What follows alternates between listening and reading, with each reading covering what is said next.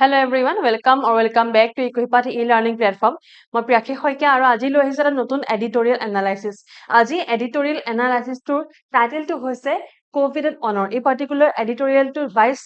July Assam Tribune পেপাৰখনত আহিছে আৰু আজি সেই এডিটৰিয়েলটো যোগেৰে আমি অসমীয়া চিনেমা জগতক লৈ অলপ তথ্য চাম।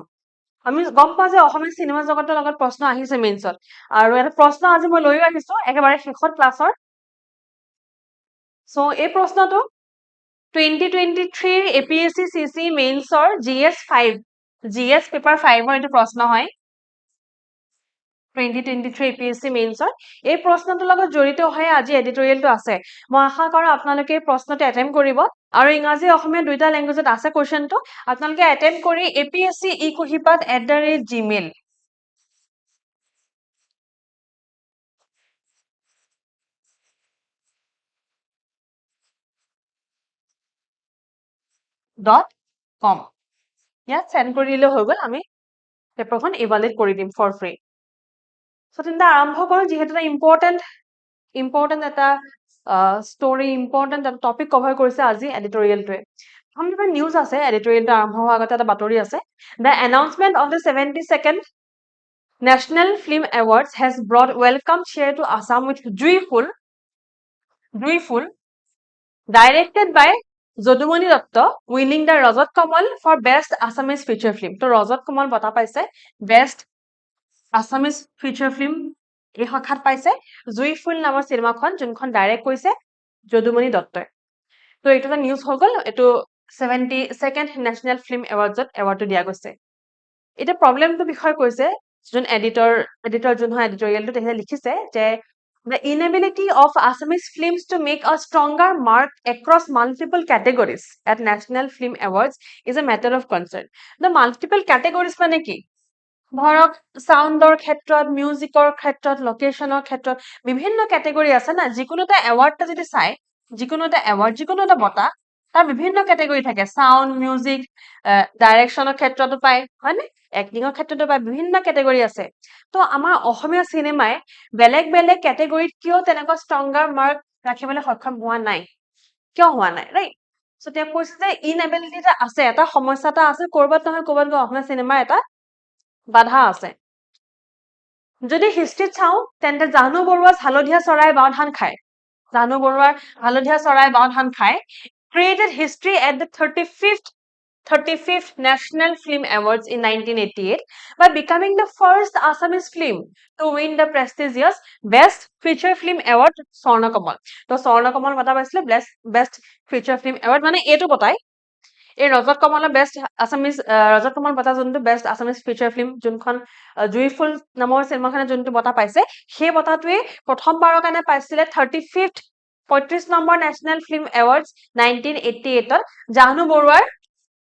বৰুৱাৰ হালধীয়া চৰাই বাওধান খাই বহুত ফেমাস এখন চিনেমা হয়নে নিশ্চয় নামটো শুনিছে সো এখনেই হৈছে প্ৰথমখন চিনেমা যোনে সেই এৱাৰ্ডটো পাইছে বেষ্ট ফিচাৰ ফিল্ম এৱাৰ্ড স্বৰ্ণ Kamal Assamese film to win this in this category. 3 decades later, তিনটা শতিকাৰ পাছত 2018 1988 আৰু ফেৰ 2018 right 3 decades later Rima Das village rockstar repeated that feat মানে এই একেটা বটা 2018 চনত মন কৰিছে নে গ্যাপটো do you recall can you not recall can you see this gap of decades right decades okay বহুত যুগ যুগান্তৰ গ্যাপ বুলি ক'ব লাগিব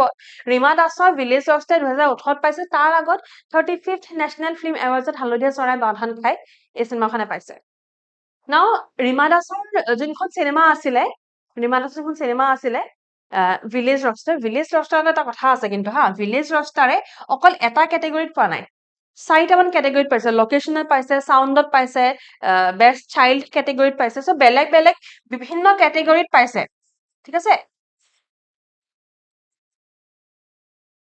বিভিন্ন ক্যাটেগৰিত পাইছে যদি আপুনি সিনেমাখন চোৱাও নাই যদি ট্ৰেইলাৰো চাইছে বা যদি কোবা নিউজ আছে দেখানা চাইছে তেতিয়া গম পাই যে একদম গাঁৱৰ পৰিবেশ এটা শোকেস কৰিছে এই ফিল্ম ভিলেজ ৰকষ্টাৰত the challenge now is to ensure that such moments of glory do not remain isolated milestones separated by decades so এতিয়া তেখেতে হেটো সমস্যা দাঙি ধৰিছে যোন আমি দেখিছো তেখেতে এই যোনটো সমস্যা দাঙি থৈছে এডিটৰে সেই সমস্যাটো আমি ইয়াতে দেখিছো 1988ত হালধীয়া চৰাই বাওধান খাই এই ফিল্মখনে 1988ত পাইছে 3টা শতিকাৰ পাছত 2018ত পাইছে ৰাইট 3টা 3 decades later 2018ত ৰীমা দাসৰ ভিলেজ ৰকষ্টাৰ পাইছে তো গেপটো দেখমন কৰিছে নে সেইটো কথাই কৈছে the challenge is to ensure that such moments of glory do not remain isolated milestones separated by decades isolated milestone মানে এনেকুৱা ধৰণৰ এটা এচিভমেন্ট যোনটো বহুত যুগৰ মূৰে মূৰে হয় ৰাইট আইসোলেটেড একদম একাষৰীয়া হৈ থাকে একেবাৰে Assam possesses an abundance of creative talent in filmmaking, acting, cinematography, editing, sound design and music. আমি গম পাওঁ যে আমাৰ ইয়াত যদি আমি টেলেণ্ট চাওঁ অসমৰ যদি টেলেণ্ট চাই আপুনি বেলেগ নালাগে ছচিয়েল মিডিয়া প্লেটফৰ্মত বা গৈ চাওক ভালকে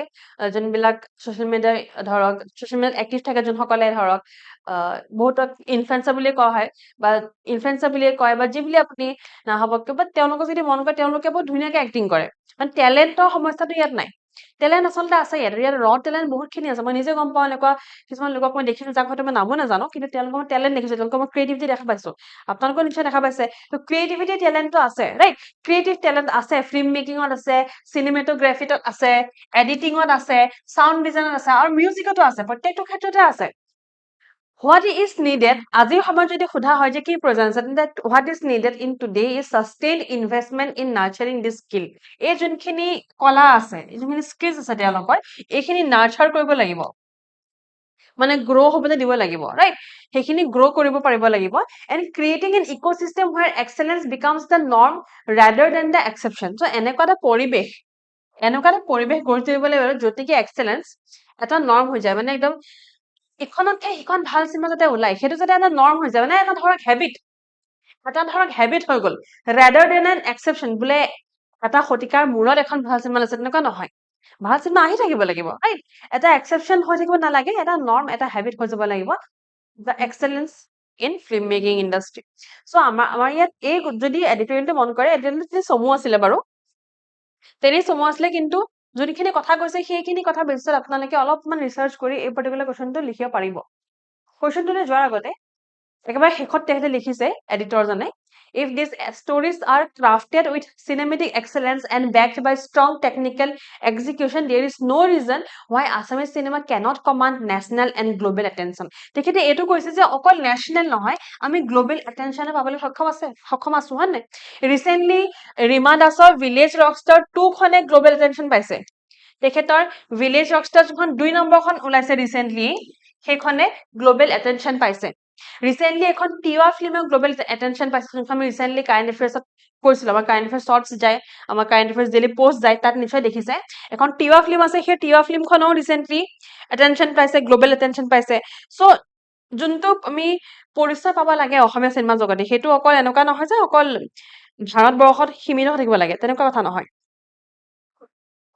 অসমীয়া চিনেমা জগতৰ চিনেমাসকলে অকল ভাৰতবৰ্ষত নহয় গোটেই বিশ্বতে তেওঁলোকে এটা চাপ এৰিব পাৰে Chiu-Fran. Now এইটো মই প্ৰনাউন্স কৰোতে মই নিশ্চয় মই ভুল কৰিছো মই অনুমান হৈছে মই ভুল কৰিছো কিন্তু এই পাৰ্টিকুলাৰ ফিল্মখন যোনখন টিৱা ভাষাৰ ফিল্ম হয় এই ফিল্মখনে ইন্টাৰনেশ্যনেল ফ্লকলোৰ ফিল্ম ফেষ্টিভেলত এৱাৰ্ড পাইছে স্বীকৃতি পাইছে international ফ্লকলোৰ film festival Tiwa language film হয় দেই টিৱা ভাষাৰ ফিল্ম হয়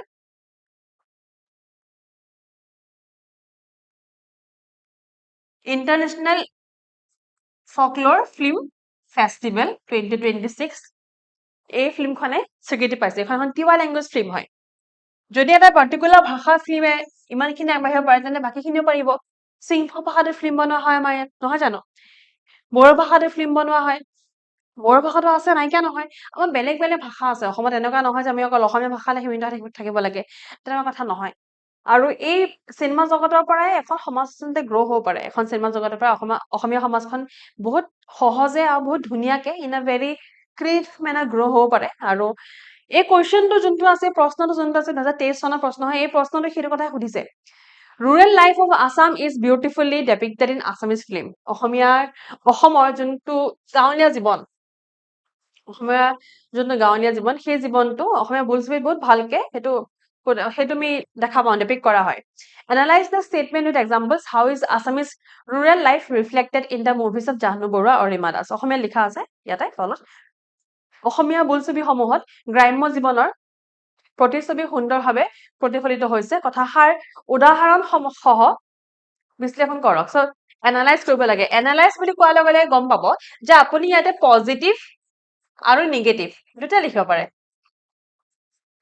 এইটো কথা হয় যে ক্ৰিটিকেলি এনালাইজ বুলি ক'লে আপুনি নিগেটিভটো লিখিব লাগিবই মানে বাউণ্ড হয় এতিয়া লিখিব লাগিবই উপায় নাই হাতত কিন্তু এনালাইজ বুলি ক'লে আপুনি পজিটিভ নিগেটিভ দুটাই লিখিব পাৰে বা যদি ধৰক নিগেটিভৰ ক্ষেত্ৰত আপোনাৰ হাতত পইণ্ট নাই অকল পজিটিভ পইণ্টছ আছে অকল পজিটিভ কথাহে আপুনি জানে তেন্তে পজিটিভখিনি লিখি দিয়ক আৰু যদি জানে দুটা এটা নিগেটিভ যে এইটো সমস্যা আছে সেইটোকে লিখি দিওঁ সেইটো লিখি দিব পাৰে হয় সেইটো এনালাইজ কৰিব পাৰে যে এতিয়া আমাৰ অসমীয়া চিনেমাবিলাকে অকল বোলে ৰিয়েল লাইফ দেখায় অকল বোলে গ্ৰাম্য জীৱন দেখায় তেনেকুৱা নহয় আৰু এইটো হয় যে বহুত জেগাত হয়তো গ্ৰাম্য জীৱনটো অকমান হেৰ ফেৰ কৰি দেখায় সিমান ক্লিয়াৰলি নেদেখায় সেইটোও হ'ব পাৰে তো আপুনি বেলেগ বেলেগ নিগেটিভ পইণ্টছ দুটামান লিখিব পাৰে কিন্তু এইটো হয় যে এনে চালে বেৰে কোবানি লিখিব শুদ্ধ কিবা এটা লিখিব আৰু ছেকেণ্ড লাইনটোত বা ছেকেণ্ড প্ৰশ্নটোত আছে জাহ্নু বৰুৱা অথবা ৰীমা দাসৰ বোলছবিত অসমীয়া গ্ৰাম্য জীৱন কেনেদৰে প্ৰতিফলিত হৈছে তো আপুনি যদি ভিলেজ ৰকষ্টাৰ চাইছে তেন্তে সহজে পাৰিব লিখিবলৈ আৰু যদি কেনেকৈ জাহ্নু বৰুৱা হালধীয়া চৰাই বাওধান সেইখন চাইছে তেতিয়া এইটো কুৱেশ্যন ইজি হৈ যাব নহ'লে আপোনালোকে যিমানখিনি জানে সেইখিনিলৈকে এটেম্প কৰক বা অলপমান নচি মই এইটো এক্সপেক্ট কৰিছো যে বহুতখিনি এনেকুৱা ষ্টুডেণ্টছ থাকিব যোনে নেকি ৰীমা দাসৰ চিনেমা বা জাহ্নু বৰুৱাৰ চিনেমা চোৱা নাই নাচাব পাৰে এনেকুৱা নহয় যে চাবই লাগিব নাচাবও পাৰে কিন্তু নোচোৱাকৈ আমি প্ৰশ্নটো উত্তৰ দিব পাৰোঁ এতিয়া যিকোনো এখন চিনেমাত ৰুৰেল লাইফ কেনেকে দেখায় ৰুৰেল লাইফ বা গাঁৱলীয়া জীৱন বা গ্ৰাম্য জীৱন কি হয় বহুত ব্লিছফুল হয় শান্তিপূৰ্ণ হয় নাই চব শান্তিত থাকে সুখত থাকে ক'তো বহুত বিশেষ ধুমুহা নাহে কেতিয়াবা নেচাৰেল কেলেমিটি আহে কেতিয়াবা ক'ৰবাত বানপানী আহে কেতিয়াবা ক'ৰবাত বতাহ ধুমুহা আহে কিন্তু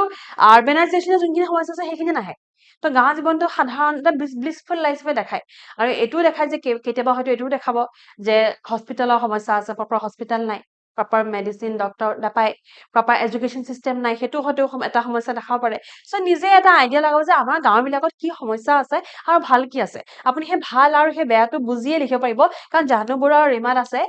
এনেকুৱা এখন গাঁৱলীয়া জীৱন দেখাব নোৱাৰে যোনটো নাই তেওঁলোকে এটা ক্ৰিয়েটিভিটি এটা প্ৰডাক্ট প্ৰস্তুত কৰিব এখন চিনেমা ক্ৰিয়েটিভিটি প্ৰডাক্ট প্ৰস্তুত কৰিলে সেই ক্ৰিয়েটিভিটি প্ৰডাক্টখন কিবা এটা বস্তু চাই প্ৰস্তুত কৰিব ন সেই বস্তুটো কি হয় গ্ৰাম্য জীৱন তো যোনটো আছে তেওঁলোকে সেইটোৱে দিব তেওঁলোকে একেবাৰে অদ্ভুত এটা লিখি দিব নোৱাৰে নহয় চ' আপুনি অকণমান যদি আইডিয়া লগাই লিখে তেতিয়া আপুনি second part of the question attempt কৰিব পাৰিব তো এইটো এটেম্প কৰিব আমাক পঠাব আমি চেক কৰি দিম আমাৰ চেকিং টাইম 72 আৱাৰ্ছ হয় কিছুদিন মই ছুটিত আছিলে সেইকাৰণে মই চোৱা নাই হয়তো এই দুদিন কিছু সংখ্যক ষ্টুডেণ্টে কপি পঠাইছে যদি পঠাইছে তেন্তে মই আজি ক্লাছৰ পিছতে চাই দিম চিন্তা নকৰিব